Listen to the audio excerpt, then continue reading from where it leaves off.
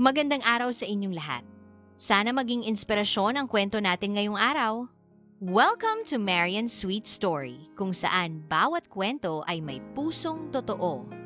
Ngayon, inaanyayahan ko kayong makinig at sabay-sabay nating damhin ang bawat tibok ng pag-ibig. Bago ko tuluyang iniwan ang Pilipinas, simple lang ang buhay namin. Isang maliit na bahay sa gilid ng barangay road, amoy uling sa umaga, at ingay ng mga batang naglalaro sa labas. Si Renato, asawa ko, ay isang tricycle driver pawisan tuwing tanghali. Pero laging may ngiti sa tuwing uuwi. May 2 anak kami, parehong malilikot pero malambing. Tuwing gabi, sabay-sabay kaming kumakain ng sardinas at kanin. Sabay dasal bago matulog. Hindi marangya, pero payapa. At sa bawat tawa ng mga anak ko, lagi kong naririnig ang pangarap kong lumaki silang hindi na kailangang danasin ang hirap naming mag-asawa. Isang gabi, habang naglalaba ako, lumapit si Renato. "Tess, pagod ka na?" Tanong niya. Ngumiti lang ako. Kahit pagod, sulit. Para sa mga bata. Tahimik siya sandali, tapos biglang sabi, "Baka dapat kang mag-abroad, Tess, kahit 2 taon lang, para maumpisahan natin ang bahay." Parang tumigil ang oras. Natahimik ako. Alam kong tama siya, pero alam ko rin kung gaano kahirap iwan ang lahat.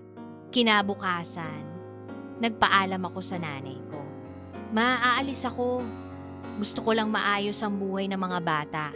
Napangiti si mama pero kita ko ang takot sa mga mata niya. "Anak, pag nagdesisyon kang umalis, dala mo ang pangalan ng pamilya mo. Alagaan mo yan." Sa mga sumunod na linggo, inasikaso namin ang lahat, mga papeles, passport, kontrata. Bawat pirma, bawat lagda, parang kasunduan na rin sa tadhana. Tuwing gabi, bago ako matulog, tinititigan ko si Renato habang mahimbing siyang natutulog. Sa isip ko, 2 taon lang. Pagbalik ko, buo pa rin tayo. Pero, hindi ko alam, Miss Kay, minsan, ang 2 taon na yon, sapat na para baguhin ang buong buhay ng isang tao. Ang bawat pag-alis ay may kasamang pangako. Hindi lang sa pamilya, kundi sa sarili. At minsan, sa paghabol natin sa kaginhawaan, nakakalimutan natin ang pinakamalaking yaman ay ang mga taong iiwan natin sa bahay. At doon nagsimula ang lahat. Ang pangarap kong simpleng makaipon, na sa kalaunan ay naging simula ng isang kwentong hindi ko inasahan. Naaalala ko pang araw ng pag-alis ko, Miss Kay. Madaling araw pa lang, gising na ang buong bahay. Tahimik pero mabigat ang bawat galaw, parang bawat hakbang ko papalayo ay may bahaging naiwan. Habang inaayos ko ang maleta, nag-aabot si Renato ng mga gamit na hindi ko naman talaga kailangan. "Tess, dalhin mo to. Baka lumamig ka sa eroplano." Ngumiti ako, pilit na tinatago ang takot sa likod ng ngiti. Ang mga bata, mahimbing pa ang tulog, at bago kami umalis, hinalikan ko sila sa noo. 2 taon lang, mga anak. Mahina akong bulong. Pagbalik ni mama, may bago na tayong bahay. Sa loob ng van papuntang airport, walang nagsalita. Tanging ingay ng makina at ng luha kong pilit kong pinupunasan ang maririnig. Sa isip ko, eto na ang simula ng sakripisyo. Ang araw na tinalikuran ko ang yakap, kapalit ng pangarap. Pagdating ko sa Riyadh, parang ibang mundo ang bumungad sa akin. Mainit ang hangin kahit gabi, at bawat kanto ay puno ng katahimikan. Ang bahay ng mga amo ko, malaki, malamig, at tahimik. Parang hindi mo maramdaman na may buhay sa loob. Si Madam Salma ay abala sa negosyo, at madalas wala roon. Si Sir Fahad naman, halos araw-araw kong nakikita sa sala, nakaupo, tahimik, laging may hawak na tasa ng kape. Sa unang linggo, Gusto ko lang gawin ng maayos ang trabaho ko. Magluto, maglinis, mag-alaga ng aso nilang si Rambo. Wala akong ibang iniisip kundi makapag-ipon at makapagpadala ng pera sa Pilipinas. Pero habang lumilipas ang mga araw, unti-unti kong naramdaman ang bigat ng pagiging mag-isa. Walang tawanan, walang boses ng bata, walang yakap na naghihintay sa gabi. Tanging huni ng aircon at pagtahol ng aso ang kasama ko. Minsan, habang naguhugas ako ng plato, napahinto ako. Napatingin ako sa sariling refleksyon sa baso. Maputla, pagod, at tila hindi ko nakilala ang babaeng nakikita ko. Doon ko unang naramdaman ang lungkot na hindi kayang palitan ng dolyar. Kapag umalis ka para sa pangarap, hindi lang pera ang kabayaran. Kasama doon ang oras, katahimikan, at mga yakap na hindi na maibabalik. Sa unang buwan ko sa Riyadh, akala ko trabaho lang ang kalaban ko. Hindi ko alam, sa mga susunod na buwan, puso ko pala ang tunay na susubukin. Minsan, Miss K, hindi naman kailangan ngang salita para maramdaman mong may kakaiba na. Tahimik ang bahay ng mga amo ko, pero sa gitna ng katahimikan, may mga mata palang nakamasid. Tuwing umaga habang nagluluto ako ng almusal, naroon na si Sir Fahad sa dining table. Tahimik lang siya, may hawak na kape, at pinagmamasdan ang bawat galaw ko. Sa una, hindi ko to pinansin. Inisip ko, baka ganun lang talaga siya. Sanay tumingin, sanay manahimik. Pero habang lumilipas ang mga araw, iba na ang pakiramdam ko. Kapag nag-aabot ako ng tubig, parang sinasadya niyang abutin ng kamay ko. Kapag lumalakad ako sa hallway, naroon siya, palaging nakatingin, hindi bastos, pero may bigat sa bawat tingin. Isang araw, habang naglilinis ako ng kurtina, nagulat ako nang maramdaman kong may taong nasa likuran ko. Paglingon ko, nandoon siya nakangiti. "Nice!" sabi lang niya. Tapos umalis. Simpleng salita, pero buong maghapon parang iyon na lang ang laman ng isip ko. Kinagabihan, hindi ako makatulog. Baka iniisip ko lang, sabi ko sa sarili ko. Pero sa loob-loob ko, alam kong may mali. Sa mga susunod na linggo, mas naging lantad ang kilos ni Sir Fahad. Kapag wala si Madam Salma, laging nasa sala siya, minsan naka-short lang, at kapag dumadaan ako, nakasunod ang mga mata niya hanggang sa mawala ako sa paningin. Isang beses, habang pinapaliguan ko si Rambo sa likod bahay, lumabas siya at umupo sa upuan. Tahimik, nakangiti. "You look hardworking," sabi niya. Ngumiti ako pabalik pilit. Pero sa loob ko, kaba ang naramdaman ko. Mula noon, naging magkaibigang di nagsasalita ang mga mata namin. Isang nakatingin, isang umiiwas, at sa bawat araw na ganun, mas lalong bumibigat ang hangin sa pagitan naming dalawa. May mga tukso na hindi mo kailangang hanapin. Sila mismo ang lalapit sa'yo. Tahimik, marahan, at sa una parang walang masama. Pero kapag hinayaan mong pumasok sa isip mo, unti-unti ka nang nakakulong kahit hindi mo pa alam. At doon nagsimula ang unang pahiwatig ng unos. Hindi ko alam, Miss Kay, na ang bawat titig na iyon ay magiging simula ng mga gabing hindi ko na kailanman makakalimutan. Isang gabi, Miss Kay, habang tahimik ang buong bahay, nasa kusina ako, naguhugas ng plato. Tahimik ang paligid. Tanging lagaslas ng tubig at kalansing ng pinggan ang maririnig. Bigla kong naramdaman ang presensiya niya sa may pinto. Paglingon ko, nandoon si Sir Fahad. Nakasandal, may hawak na basong may alak. Tahimik siyang nakatingin. "You're very loyal," sabi niya. "I like that." Ngumiti ako ng tipid. "Thank you, sir." Bumalik ako sa ginagawa ko. Pero hindi siya umalis. Ramdam ko ang titig niya sa batok ko, parang apoy na dahan-dahang lumalapit. Kinabukasan, parang walang nangyari. Ngumiti siya, bumati ng good morning, at umupo sa mesa. Pero sa loob ko, may takot na akong hindi ko kayang pangalanan. Lumipas ang ilang araw, habang naglalaba ako sa likod bahay, bigla siyang lumapit. Sir, mahina akong sabi. You work too much, Tessa. Wika niya. May halong ngiti. Just doing my job, sir. Sagot ko, pilit na normal ang tono. Lumapit siya ng kaunti. Mabagal. You're different. Bulong niya. Not like other maids. You're quiet. Loyal. Hindi ko alam ang isasagot. Tumangulang ako.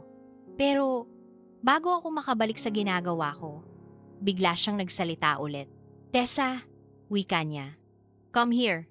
Ngunit ang direksyon na tinuturo niya, yung parte ng bahay na madilim, walang ilaw, walang CCTV, kinabahan ako. Sir, I need to finish this first, sabi ko. Pero gumiti siya. No comment. At doon, Miss Kay, dahan-dahan kong naramdaman ang malamig na hangin ng takot. Tinawag niya ako. At nang huminto siya sa harap ko, amoy alak, saka niya binigkas sa mga salitang hindi ko inaasahan. You know, Tessa, if you want, itinuturo niya ang sarili pagkatapos ako. I will give you money para akong natigilan. Hindi ko alam kung magagalit ba ako o iiyak. Ngumiti siya, parang walang mali. I thought Pinay need money. Sabi niya, everyone needs money, Tessa. Hindi ako makapagsalita. Nakatingin lang ako sa sahig. Pinipigilan ng luha. Pagkatapos noon, dahan-dahan siyang lumakad palayo. Iniwan akong nakatayo sa dilim. At sa loob-loob ko, parang unti-unting gumuho ang mundo ko. Kinabukasan, habang nag-aabot ako ng juice, hinawakan niya ang kamay ko. Sandali lang, pero sapat para maramdaman ko ang pahiwatig. Walang salita, pero malinaw. May presyo ang katahimikan ko. Ang tukso, minsan hindi sumisigaw. Dumarating ito sa mga sandaling mahina ka. Kapag malayo ka sa pamilya, kapag pagod, kapag desperado, at sa harap ng tukso, hindi pera ang kalaban, kundi konsensya mo. At doon, Miss Kay, nagsimula ang laban na hindi ko pinili. Laban ng gutom at dangal, ng pangangailangan at katapatan. At sa gitna ng lahat ng yon, dumating ang balitang tuluyang yumanig sa mundo ko. Isang gabi, Miss Kay, habang inaayos ko ang mga plato sa kusina, nakaramdam ako ng kakaibang kaba. Hindi ko alam kung bakit tahimik naman ang bahay, pero parang may mabigat sa dibdib ko na hindi ko maipaliwanag. Pagkatapos kong maghugas, pumasok ako sa kwarto at kinuha ang cellphone ko. May 5 missed call mula kay Mama at kay Selly, yung kapitbahay naming madalas kong tawagan kapag gusto kong balitaan ang mga bata. Kinabahan ako. Hindi sila madalas tumawag ng ganitong oras. Nanginginig ang kamay kong pinindot ang callback. Pagkasagot, agad kong narinig ang boses ni Mama. Basag, nanginginig, at halos hindi ko makilala. Anak, si Renato, na aksidente. Parang biglang tumigil ang mundo ko. Ha? Ano pong sabi niyo, Ma? Anak, nabangga ng truck yung tricycle niya. Nasa ospital siya ngayon. Nalaglag ang cellphone ko sa sahig. Hindi ako makapagsalita. Para akong binuhusan ng malamig na tubig. Ang mga kamay ko nanginginig at ang tanging narinig ko ay ang pagtibok ng puso ko mabilis, magulo. Pagkalipas ng ilang minuto, tumawag ulit si Mama. Anak, kailangan ng pera. Nagdo-donate pa lang ang mga kamag-anak. Nanginginig kong hinawakan ng cellphone. Habang sa isip ko, biglang pumasok ang imahe ni Sir Fahad at ang mga salitang binitawan niya. If you want, I will give you money. Paulit-ulit kong naririnig iyon sa ulo ko, Miss Kay. Parang bumabalik ang bawat eksenang pilit kong nilimot. Sa gabing iyon, hindi ako nakatulog. Umiiyak ako. Habang yakap ang unan, hawak ang cellphone na parang iyon lang natitirang connection ko sa pamilya ko. Sa bawat pagpatak ng luha, ang tanong ko lang sa sarili ko ay, hanggang saan ang kaya kong gawin para sa kanila? Kinabukasan, habang naglilinis ako ng sala, narinig ko ang boses ni Sir Fahad sa likuran ko. "Tessa, you look sad these days," sabi niya. Ngumiti ako, pilit. "Nothing, sir." Pero halata niyang hindi totoo. "You need money?" Tanong niya. Saglit akong natigilan. Hindi ko siya sinagot. Ngumiti lang siya ng marahan. Sabay sabing, "Think about it." At umalis siya. Iniwan akong nanginginig sa gitna ng sala, kasama ang mga salitang iyon na parang tinik sa dibdib. Kapag ang buhay mo ay sinubok ng kahirapan at takot, dun mo lang mararamdaman kung gaano kabigat ang salitang pagsuko. Hindi ito laging sigaw minsan, isa lang itong buntong hininga sa gitna ng gabi habang pinipigilan mong bumigay. At sa mga sumunod na araw, habang patuloy ang laban ni Renato sa ospital, ako naman ay nakikipaglaban sa loob ko. Isang laban ng konsensya, ng takot, at ng tanong na wala pa ring sagot. Hanggang saan mo kayang ipagpalit ang sarili mo para lang mailigtas ang taong mahal mo? Lumipas ang ilang araw, Miss Kay, at bawat isa ay parang isang taon ng paghihirap. Araw-araw akong nagtatrabaho, pero hindi na ako pareho. Habang naglilinis ako ng sahig, habang nagluluto, ang isip ko ay nasa Pilipinas. Nasa ospital, sa tabi ng kama ng asawa kong lumalaban para mabuhay. Tuwing gabi, pagod na pagod akong humihiga, pero hindi matahimik ang isip ko. Bawat patak ng ulan sa bubong, parang paalala ng mga bill na kailangang bayaran, ng perang kailangang ipadala. At habang mas lumalalim ang gabi, mas malinaw ang tinig ni Sir Fahad sa utak ko. "If you want, I will give you money." Isang gabi, tahimik ulit ang bahay. Wala si Madam nasa Dubai. Ako lang at si Sir Fahad sa loob. Habang nakaupo ako sa gilid ng kama, biglang may kumatok. "Tessa!" Tawag niya. Dahan-dahan kong binuksan ang pinto. Nandoon siya, may hawak na basong may alak at may ngiti na hindi ko alam kung malambing o mapanganib. "You need money?" Tanong niya ulit. Tahimik ako. Hindi ako sumagot. Pero sa loob-loob ko, parang may dalawang boses na nagtatalo. Isa na nagsasabing umalis ka, at isa na bulong ng desperasyon. "Para kay Renato, Tessa, para sa mga anak mo." Hindi ko alam kung paano ako nakalapit. Hindi ko alam kung ilang segundo akong nakatayo sa harap niya. Pero nang maramdaman kong inabot niya ang kamay ko, parang bumigay na lang ako. Hindi ko sinabi ang oo, pero hindi ko rin nasabi ang hindi. At sa gabing iyon, nagkaroon ako ng desisyong hanggang ngayon ay bumabagabag sa akin.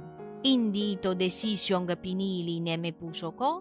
Ito ay desisyong itinulak ng pangangailangan, ng takot, ng pag-ibig na desperado.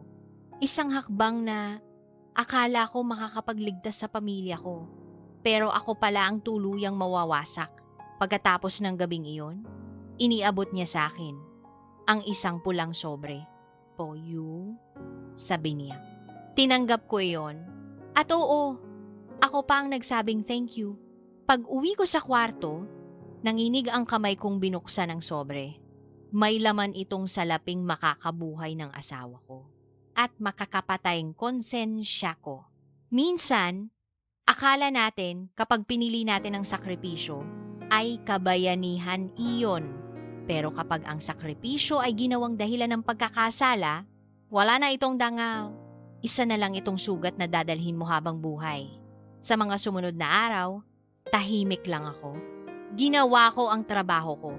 Ngumiti sa harap ng amo kong babae.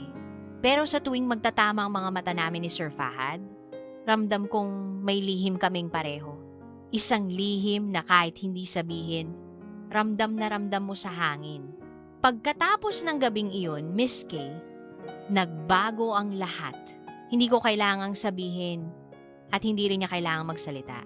Sa pagitan naming dalawa, may isang lihim na nagsimula. Isang kasunduan na walang pirma, pero mabigat pa sa anumang kontrata. Sa umaga, ako pa rin ang kasambahay na tahimik, naghahain ng almusal, naglilinis ng mesa, at nag-aabot ng kape na parang walang nangyari. Pero sa tuwing magtatama ang mga mata namin ni Sir Fahad, ramdam ko na alam naming pareho kung ano ang meron. Isang ngiti lang mula sa kanya at alam kong may ibig sabihin iyon. Isang tingin lang at parang bumabalik lahat ng kahihiyan at sakit na pilit kong nilulunok araw-araw. Lumipas ang mga linggo. Minsan, habang nandoon si Madam, may mga sandaling magtatama pa rin ang aming mga mata sa gitna ng katahimikan. Kapag tumalikod si Madam para tumawag, ramdam kong nandoon siya sa likod ko. Malapit, tahimik, at palaging handang sumalo sa kasalanang pilit kong nilalabanan. At kapag gabi, kapag tulog na ang lahat, maririnig ko ang mga yabag mula sa hagdan. Hindi niya kailangang magsalita, isang titig lang. At alam ko na kung saan ito patutungo. Hindi ko alam kung kailan nawala ang pagtutol ko o kung kailan ko sinimulang tanggapin na ganito na lang siguro talaga. Bawat umaga pagkatapos ng mga gabing iyon, parang wala akong nararamdaman. Parang tulog pa rin ako kahit gising na. Ginagawa ko ang trabaho ko, pero sa loob-loob ko, unti-unti kong nararamdaman na may nawawala sa pagkatao ko. Ang bawat yakap na hindi ko binigay sa asawa ko, ang bawat halik na hindi niya natanggap, parang napalitan ng mga alaala na ayaw kong maalala. Lahat ng ito, isang lihim na kahit ang hangin sa bahay, tila ayaw nang dumaan sa akin. Ang kasalanan na itinago mo, hindi mo kailangang ipagsigawan para maramdaman ang bigat nito. Tahimik lang siyang nakaupo sa dibdib mo at araw-araw, unti-unti niyang kinukuha ang kapayapaan mo. At habang lumilipas ang mga araw, tila naging parte na ng buhay ko ang lihim na ito. Hindi ko na alam kung paano ako lalaya. Hanggang isang tawag ulit mula sa Pilipinas. Ang tuluyang gumising sa bangungot na ginusto ko mang kalimutan. Isang tawag na magbabago sa lahat. Isang tanghali, Miss Kay, habang abala ako sa pag-aayos ng mga plato sa kusina, tumunog ang cellphone ko. Nasa kabilang linya si Mama. Sa unang hello pa lang, ramdam ko na may mali. Tahimik lang siya sa una, hanggang sa narinig ko ang hagulhol sa kabilang dulo. Tessa, mahina niyang sabi. Anak, magpakatatag ka ha? Si Renato. Wala na. Parang biglang huminto ang lahat. Wala akong narinig kundi ang pag-iyak niya at ang sariling tibok ng puso kong parang gustong tumigil. Hindi ko alam kung paano hihinga. Parang umikot ang buong paligid ko. Ma, hindi totoo yan. Hindi yan totoo. Pero kahit ilang ulit kong sabihin, hindi na nagbago ang sagot niya. Anak, patay na siya. Nalaglag ang cellphone ko sa sahig. Napatigil ako, napaupo, at tumulo lang ang luha ko nang hindi ko na mapigilan. Sa sandaling iyon, Miss Kay, pakiramdam ko wala na akong dahilan para huminga. Yung lahat ng sakripisyong ginawa ko, ang bawat gabing pinili kong magdusa para lang mabuhay siya. Lahat pala'y huli na. Ang perang ipinagpalit ko sa dangal, hindi man lang nakarating sa oras. Hindi ko man lang siya nahawakan bago siya mawala. Maya-maya bumaba si Madam Salma. Nakita niya akong nakaluhod sa sahig, umiiyak, hawak ang cellphone kong halos mabasag na sa higpit ng pagkakakapit ko. What happened? Tanong niya. Hindi ko masagot. My husband, madam. Mahina kong sabi. He's gone. Napatigil siya. Lumapit Hinawakan ang balikat ko at sa unang pagkakataon, niyakap niya ako. "Oh my God, I'm so sorry, Tessa," bulong niya. At doon, tuluyan na akong bumigay. Umiyak ako sa mga bisig ng babaeng walang alam sa lihim ko. Ang babaeng pinagtaksilan ko nang hindi niya alam. Kinagabihan, habang pinaplano ni Madam ang pag-uwi ko, nandoon si Sir Fahad sa may pintuan. Tahimik lang siyang nakatingin. "You're going back?" tanong niya. "Yes, sir," sagot ko, halos pabulong. "I'm sorry," sabi niya. Pero hindi ko alam kung alin ang totoo. Ang awa ba sa boses niya? O ang pagkawala ng laruan niyang alam niyang hindi na babalik? May mga kasalanan na hindi kailangang mapatawad ng iba kasi ikaw mismo, hindi mo na mapapatawad ang sarili mo. At minsan, darating ang kabayaran sa oras na pinakanasasaktan ka. Hindi para parusahan ka, kundi para ipaalala na ang bawat desisyon ay may katapat na katotohanan. Pag-uwi ko sa Pilipinas, nakita ko ang kabaong ng asawa ko. Tahimik lang ako. Walang salita, walang luha sa una, hanggang sa maramdaman kong unti-unting bumabagsak ang lahat ng itinago kong lakas. Sa tabi ng kabaong niya, bumulong ako. "Renato, patawad. Pakbaba konegeo plano, miska." Parang sumalubong sa akin ang bigat ng lahat ng iniwan ko. Ang hangin ng Pilipinas mainit pero mabigat. Ang bawat yabag ko sa airport, tila may dalang tanong na paulit-ulit sa isip ko. Bakit ako umuwi ng ganito? Paglabas ko, nakita ko agad si Mama. Hawak niya ang dalawang anak ko. Parehong nakaputi. Walang salita sa una, tanging pag-iyak lang ng mga bata ang sumalubong sa akin. Niyakap ko sila. Mahigpit. Yung parang gusto kong ibalik lahat ng oras na nawala. Ang bunso ko, nakatingin sa akin, umiiyak, saka mahina niyang sinabi, "Mama, wala na po si Papa." At doon, tuluyan kong naramdaman ang bigat ng lahat. Para akong nabingi sa sakit at sa bawat iyak nila, parang may kumakaskas sa loob ng dibdib ko. Kung pwede lang ibalik ang panahon, Miss Kay, hindi ko na sana hinayaang mangyari ang lahat. Pagdating namin sa bahay, nandoon ang kabaong ni Renato. Tahimik ang paligid. Amoy kandila, amoy bulaklak, amoy pagkawala. Lumapit ako. Tinitigan ko siya, walang galaw, payapa ang mukha niya, pero alam kong pagod-pagod sa buhay na sinubukan naming itaguyod. Inabot ko ang kamay niya. Malamig. Saka ko lang nasabing muli, "Renato, nandito na ako. Patawad." Walang tugon. Siyempre. Pero sa loob ko, parang may tinig na bumubulong. "Bumalik ka na nga." Pero huli na. Kinabukasan, araf, naglibing, tahimik ang buong sementeryo at bawat hakbang ko, parang may kumakapit sa paa ko, ayaw akong paalisin. Hawak ko ang kamay ng mga anak ko at pilit akong ngumiti kahit gustong-gusto ko nang sumigaw. Habang binababa ang kabaong sa hukay, napatingin ako sa langit. Mainit ang araw, pero malamig ang loob ko. Naalala ko lahat. Ang mga pangako naming dalawa, ang gabing nagpaalam ako para mag-abroad, ang yakap niya bago ako sumakay ng van. 2 taon lang ha, walang iwanan. Yun ang huling sinabi niya. At ako pala ang unang bumitaw. May mga pangako na hindi nasusukat sa tagal, kundi sa kung paano mo to pinanghawakan kahit wala na ang tao. At minsan, ang pinakamahirap na pag-uwi ay yung pag-uwi sa tahanang may kulang. Kulang na hindi mo na kailanman mapupunan. Sa gabi matapos ang libing, nakaupo ako sa harap ng bahay. Tahimik lang. Pinagmamasdan ko ang mga anak kong natutulog sa bani. Ang isip ko, wala sa ngayon, kundi sa tanong na paulit-ulit, babalik pa ba ako sa Riyadh? Hindi ko alam. May kontrata pa ako. Pero may sugat din ako na alam kong hindi na maghihilom kahit kailan.